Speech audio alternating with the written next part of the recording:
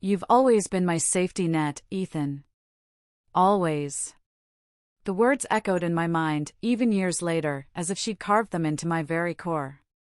She'd said it with this heartbreaking, almost practiced, sincerity. Asterisk on choosing him, Ethan.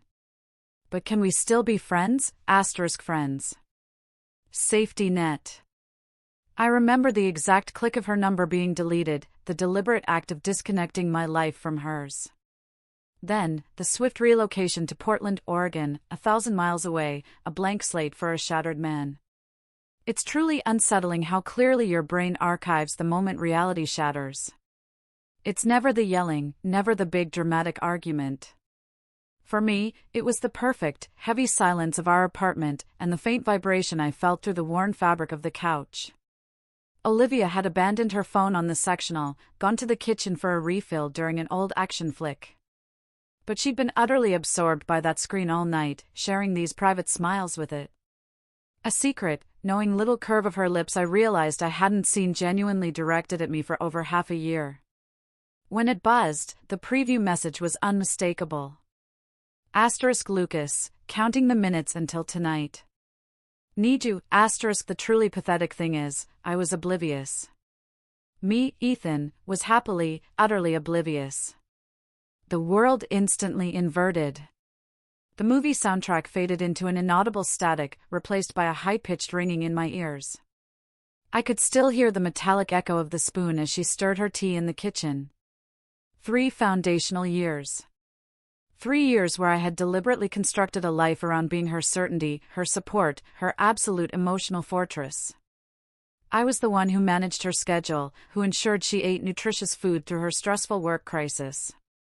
When she was sick, I slept on the hard, cold floor just to monitor her breathing. My identity was fully tied to her well-being. And in that moment, I became this fool. She walked back in, humming a cheerfully innocuous pop song. She picked up the phone. I watched her read the full message. There was the quick, involuntary tightening of her jawline, a flash of panic before the practice mask slid back into place. I reached for the remote, pressed mute, and placed it down with unnatural care. The resulting silence was a tangible weight. "Who is Lucas, Olivia?" I asked. My voice felt like it belonged to a stranger.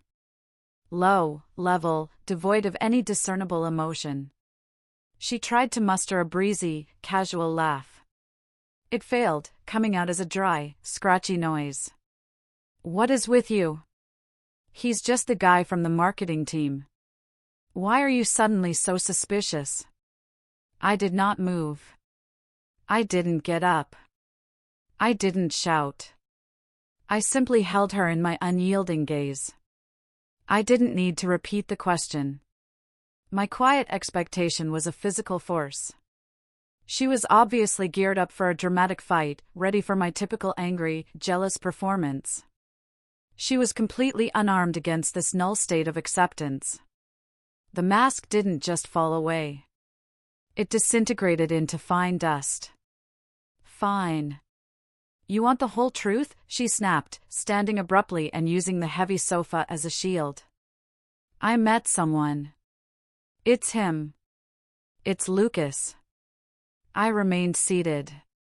Inside, the sound was not one of tearing, but of a clean, precise implosion. It was the definitive sound of a final latch clicking open. It wasn't intentional. It just happened, she hurried to explain, the words now rushing out with a frenzied, almost liberated urgency. "He's just different, Ethan. He's electric. He has this vibrant, chaotic energy. He truly understands me. He makes me feel genuinely vital." I let the pathetic phrase, "he makes me feel alive," hover in the thick, still air between us. I let the sentiment spoil and decay. "I do see you," I countered, my tone unwavering. "I have spent the last 3 years seeing the real you every day." "No, not that way," she said, waving her hand dismissively at me, at the coffee table, at the entire domestic familiarity of our life together. "Not this life. You and I are just comfortable now. We're essentially roommates with benefits. Lucas is an unpredictable adventure.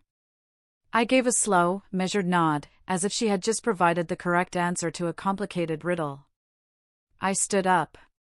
The motion was premeditated. It felt utterly final.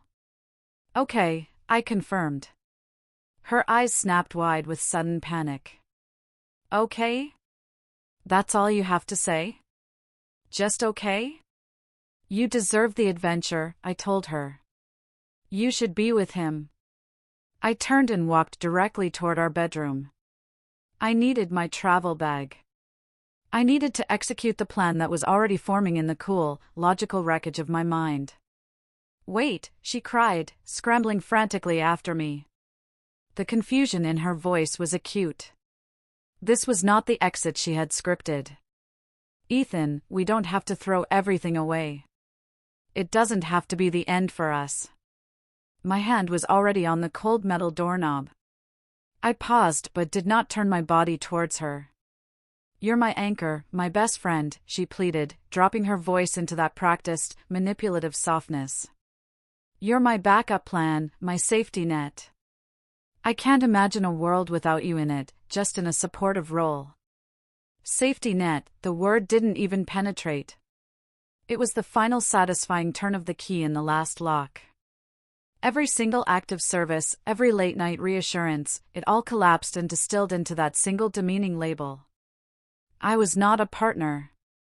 I was a form of insurance against the inevitable failure of her own poor judgment. I finally turned my head and looked at her. And I felt nothing at all. No residual love, no searing hate, no paralyzing pain. Just a vast, empty expanse of clarity. I didn't offer a response. I didn't waste a single word more. I opened the door, walked inside, and closed it behind me with a precise, echoing click. The silence that followed was the loudest statement I would ever make. It was the sound of my life finally beginning without her. The silence in the bedroom was total, a physical void where the comforting noise of our shared routine used to be. There was no impulse to rage or weep. There was only a clear, bullet-pointed list of tasks in my head. I became an efficient project manager, overseeing the total shutdown of my former existence. I packed that same night, not in a tearful panic, but with a cold, surgical calm that was both alien and incredibly empowering. I gathered my clothes, my essential books, my personal laptop. I deliberately left behind the framed photo of us, smiling stupidly at the beach. I left the ridiculous ceramic mug she'd gifted me that said, "World's okay boyfriend." I left every shred of the comfortable, reliable man she thought she owned right there in that apartment like a husk. I didn't bother writing a note. Why? Have fun with your adventure would have been bitterness. I'll miss you would be a lie. My unyielding silence was the only communication she truly deserved. The next morning, before the sun was fully up, I called my manager while loading the final box into my trunk.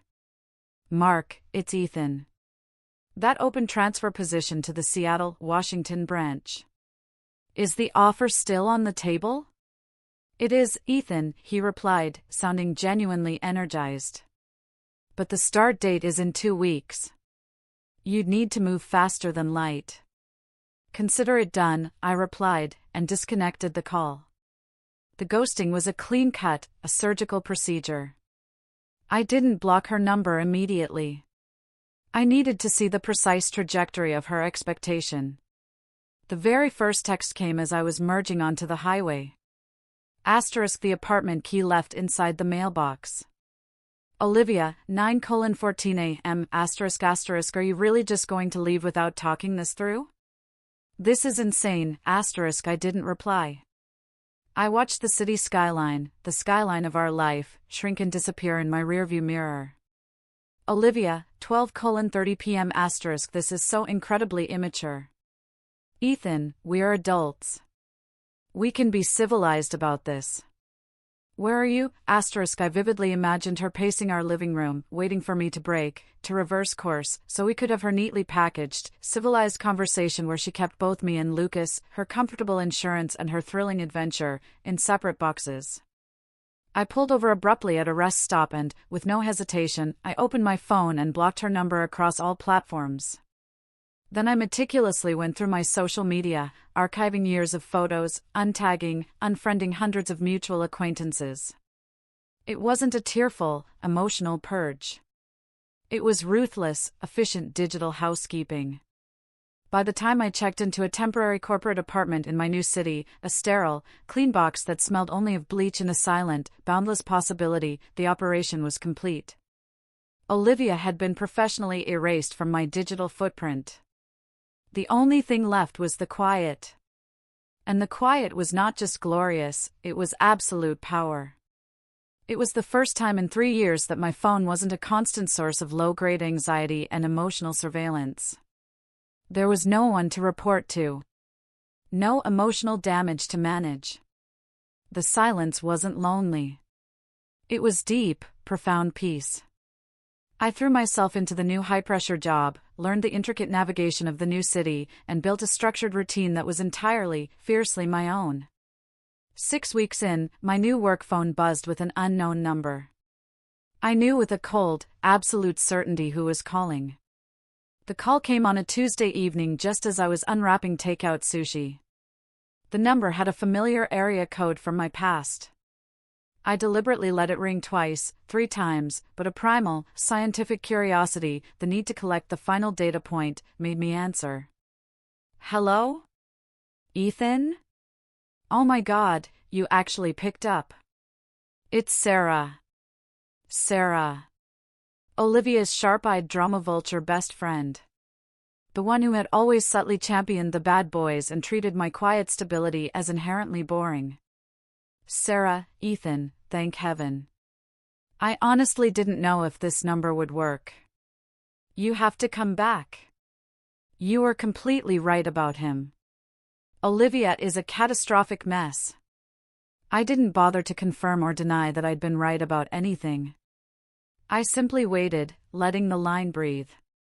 Sarah's voice dropped to a truly dramatic, conspiratorial whisper, as if she were sharing scandalous state secrets, not a friend's crisis. That Lucas guy is an absolute waste of space. A complete, utterly parasitic user. He's ruining her, Ethan. My tone was flat, completely devoid of warmth or past recognition. What is it you actually want, Sarah? She was visibly thrown by my total lack of emotional engagement. I want you to call her. Talk to her. He quit his job literally a week after she moved him in. He claims he's focusing on his music career. He's been living in her apartment and she's paying for everything, every bill, every expense. She's supporting him like a child. I said nothing. The agonizing silence forced her to escalate. Ethan. It's a disaster movie. She cries all the time now. You were her rock, her center. So stable. She sees it now. She made the biggest mistake of her life. Ethan, she needs you to forgive her. The word stable hung in the air like a desperate siren. No longer an insult, but a humiliating plea. They weren't asking for Ethan, the man. They wanted their predictable appliance back, the reliable, stable machine that quietly managed their finances and provided bottomless emotional support without ever having any messy needs of its own. Sarah, I finally stated, my voice clinical and utterly devoid of pity. That truly sounds like a very unfortunate problem for Olivia and Lucas to solve. Ethan, she sputtered, shocked. What? Ethan, be serious. She was your girlfriend for 3 years. Don't you feel any obligation? Aren't you even a little bit sorry for her? This was the heart of it. They all needed my sympathy to validate their awful choices, to drag me back into the orbit of their exhausting drama.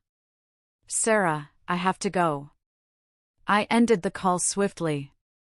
I didn't slam the phone down in anger. I simply pressed the button and gently placed the phone on the clean kitchen counter. The profound quiet of the new apartment settled back around me, deeper and infinitely more satisfying than it had been before the interruption.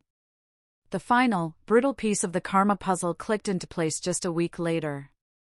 I wasn't actively searching for dirt. I had meticulously muted all our old mutual contacts, but one specific friend, a guy I'd always respected, must have genuinely forgotten to exclude me from a public status update. It was a vague, frustrated public rant. Some people are just absolute trash. Using someone until they're financially bled dry, then literally ghosting. Hope that stupid studio equipment was worth obliterating someone's credit rating. You deadbeat, *. There were several supportive comments, but one stood out from another former mutual friend. *. I seriously can't believe Olivia let him max out her cards like that. She's financially ruined. Like actually ruined, *. So there it was. The grand adventure had a brutal, non-negotiable price tag, and it cost her everything she had. The safety net was long gone, and the free fall into reality had violently begun. I closed the app, felt a brief, hollow sense of finality, made myself a simple dinner, and didn't think about her again for an extended period. The complete, total unraveling was fully executed, and crucially, it had nothing at all to do with me. I was now merely a distant spectator, and a profoundly uninterested one at that. The serene peace of my new life was now an impenetrable fortress, and Olivia's subsequent attempts to breach it were nothing more than faint, distant noises against incredibly thick, solid walls. I had built something tangible and secure. A major promotion at work, a much nicer apartment with a stunning view of the city lights below, and a circle of new friends who knew me only as Ethan, the competent professional, never as Olivia's poor ex. I was happy, genuinely, uncomplicatedly, structurally happy, and that, I would eventually realize, was the one final outcome she had never, ever factored into her calculations. The very next attempt was a text from a totally unrecognized number, but the area code was a dead giveaway. Unknown number 11:23 p.m. Ethan, it's really me. I know you don't ever want to hear from me, but I truly can't stop thinking about you. I made the absolute biggest mistake of my entire life. I desperately miss you. Please, *. It was the textbook safety net play. The soft, gentle tug on the forgotten leash to see if I was still chained to the post. The entire message was exclusively centered on her, her mistakes, her feelings, her immense need. There was no, "How are you doing?" No, "I hope you're settling in well." Just a selfish demand for my attention to cushion her own regret. I read it exactly once, felt a brief, cold flicker of nothingness, and immediately blocked the number. The entire process took less than 3 seconds. Weeks drifted by. The second, more desperate attempt was an email sent to my old personal address, which I still maintained for old subscriptions. The subject line was simply, "Please, Ethan, I'm in real trouble." The body read, *Lucas is completely gone. He took absolutely everything. He maxed out my credit cards on studio equipment and then just vanished into thin air. I'm going to lose my apartment. I have absolutely no one left. Ethan, you were the only truly good, reliable thing in my life. I'm so profoundly sorry. Please, I need you to save me, *. This was the full-blown emergency plea. It was utterly desperate, coldly laying out the clinical facts of her total ruin, trying to instinctively appeal to my former protector instinct. It was the same pathetic tactic as before, "I need you," but now the stakes were dramatically higher. She was no longer just lonely. She was actively drowning. And she still believed, deep down, with every fiber of her broken being, that it was my ingrained default job to jump back into the icy water and rescue her. I didn't reply to the email.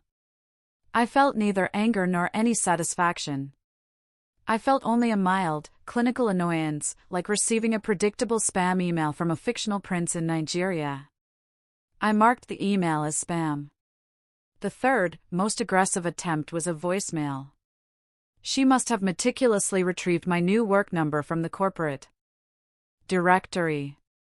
My office phone lit up with an extension I didn't recognize, and I deliberately let it roll to voicemail. An hour later, I pressed play. The voice on the recording wasn't just sad or pleading anymore. It was shrill, fractured, laced with tears of pure, unadulterated fury. I cannot believe you are deliberately ignoring me after everything we had. 3 whole years, Ethan. I am actively drowning here. And you are just what? Too successful for me now? I see you updated your LinkedIn, Mr. Big Shot, senior project lead in the new city. You are a cold, heartless bastard. You're just sitting there in your perfect new life while I am completely falling apart. I hope you choke on your happiness. Click. I slowly stood up from my desk, walked to the break room, and poured myself a fresh cup of coffee. A small, cold smile actually touched my lips. The mask was entirely off. The woman who had so calmly requested a friendship was now screaming hateful insults because her former appliance was refusing to function. Her true colors, unbridled entitlement, corrosive blame, and pure venom, were finally on full, horrifying display. This was absolutely not about missing me. It was about her being utterly furious that I was no longer structurally present to catch her fall. A few days after the screaming voicemail, my direct office line rang again. I was deep in the middle of reviewing a critical project timeline. Ethan, I answered, project management. There was a shaky, ragged intake of breath on the other end. Ethan, her voice trembling with forced, desperate composure. Ethan, it's Olivia. Please, don't you dare hang up. My grip on the pen did not tighten. My heart rate didn't spike even a fraction. I felt a profound, almost clinical detachment. She had crossed the final, unforgivable line by directly invading my professional space. Olivia, my tone was polite, identical to the standard way I'd answer any unknown business caller. How exactly did you acquire this number, Olivia? I called the main switchboard and lied. Said I was a client from your old branch. I absolutely had to talk to you. I am so completely lost without you. He utterly ruined me, Ethan. My life is in complete shambles. My credit is decimated. I am facing eviction. You are my rock, my only safety net. She was openly sobbing now, the words pouring out in a practiced, pathetic monologue. Ethan, I didn't permit her to finish. I spoke her name, my voice calm, firm, and entirely definitive. Olivia. The sobbing instantly stopped. A hopeful, wet whisper. Yes, Ethan? That net has been permanently cut. The line went silent. Dead. Olivia, I am not your rock. I am not your backup plan. I am someone who lives in Portland, Oregon with a career I value and a profound peace I haven't experienced in years. Your chaos is no longer and will never be my concern.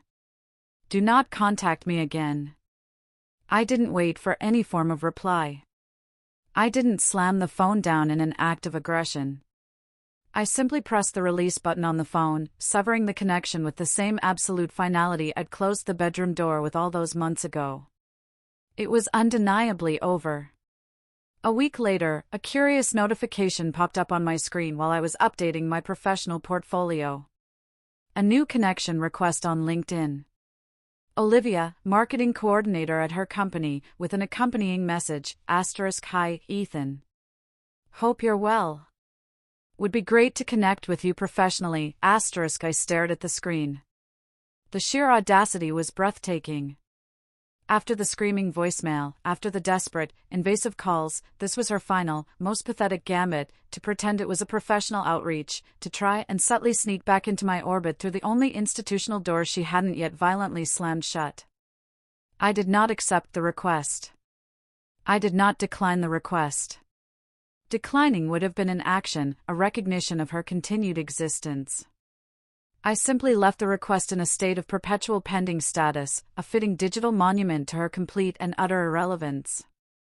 I leaned back in my chair, looking out the window of my apartment at the sparkling skyline of my city. I thought about the dinner plans I had scheduled that night with a smart, funny, and fiercely independent woman from my rock climbing gym. I thought about the successful, complex project my team had just flawlessly executed. I thought about the deep quiet of my home. A silence that was now full, rich, and warm. I felt nothing for Olivia. No hatred, no pity, no lingering affection, not even a sense of aggressive victory. She was a permanently closed chapter in a book I was no longer reading. The ultimate victory wasn't in rejecting her, but in the genuine, complete, and utterly liberating indifference that had taken firm root in the space she once occupied. She was gone, and I was finally, profoundly, and irrevocably free. How would you have handled that final call?